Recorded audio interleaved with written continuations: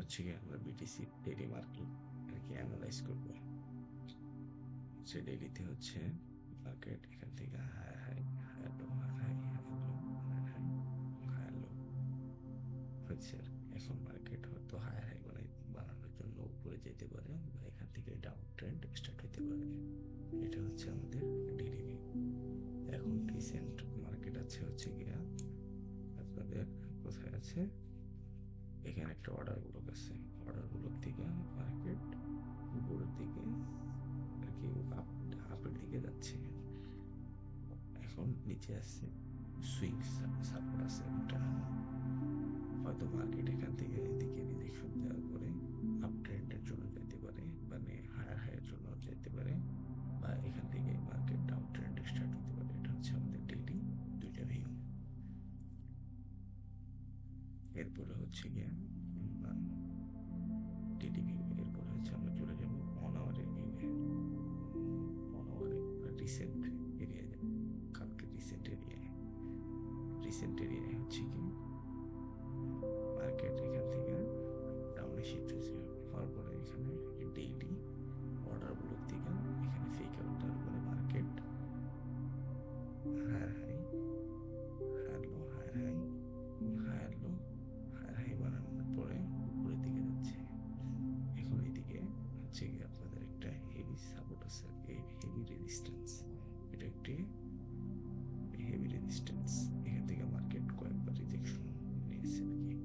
আর উপরে দেখা গেলে হয়তো এদিক থেকে লিকুইডিটিও নিয়ে আসছে। এখন আমাদের হচ্ছে গিয়া আমাদের কালকের আর কি, কালকের ভিউ মার্কেট কি করতে পারে। এরপরে হচ্ছে গিয়ে আমাদের এখানে একটা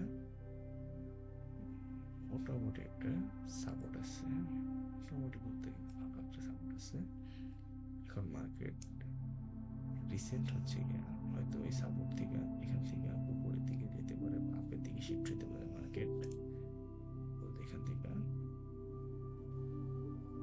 উপরের দিকে যেতে পারে মার্কেট, আর না হয় কি করতে পারে এখান থেকে আসার পরে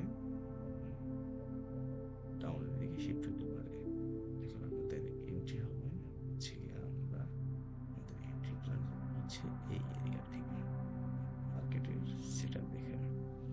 যদি আমাদের মার্কেট আপের দিকের জন্য মানে আপের দিকে এন্ট্রি করার জন্য কোনো সেটআপ বানায় তাহলে আমরা এইসব জায়গায় আর কি এন্ট্রি করবো।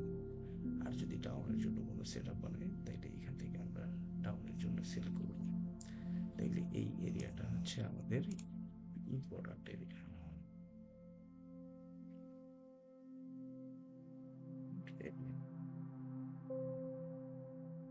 ইম্পর্টেন্ট এরিয়ার কারণ হচ্ছে এখানে মার্কেট হচ্ছে এখান থেকে আমাদের হচ্ছে এন্ট্রি প্ল্যান এক্সিকিউট করব। আর এন্ট্রি প্ল্যানই হচ্ছে মেইন। যদি আমাদের এন্ট্রি মানে এন্ট্রিটাই ভুল হয় তাহলে কিন্তু আমাদের এসএল যাওয়ার সম্ভাবনা বেশি থাকে। তাই আর কি আমরা আমাদের আর কি কালকে ভিউ থাকবে এরকম যে আমাদের যাতে এন্ট্রিগুলা অ্যাকুরেট হয়। এই জন্য আর কি আমরা আমাদের মানে পারফেক্ট সেট আপের জন্য অপেক্ষা করব। তো এটাই ছিল আমাদের বিটিসির আগামীকালের আর কি ভিউ, আর কি বিটিসির ভিউ। এরকম কিছু একটা হইতে পারে, যদি এরকম কিছু হয় তাহলে আমরা আর কি এন্ট্রি প্ল্যান করবো, না হলে স্কিপ করব। আর 5 প্রবাবিলিটি যেসব এন্ট্রি স্কাল্পিং এ ওইগুলো তো রিসেন্ট হয়, এই জন্য আর কি ওইগুলো অ্যানালাইজ করলাম। ঠিক আছে গাইস, ধন্যবাদ সবাই।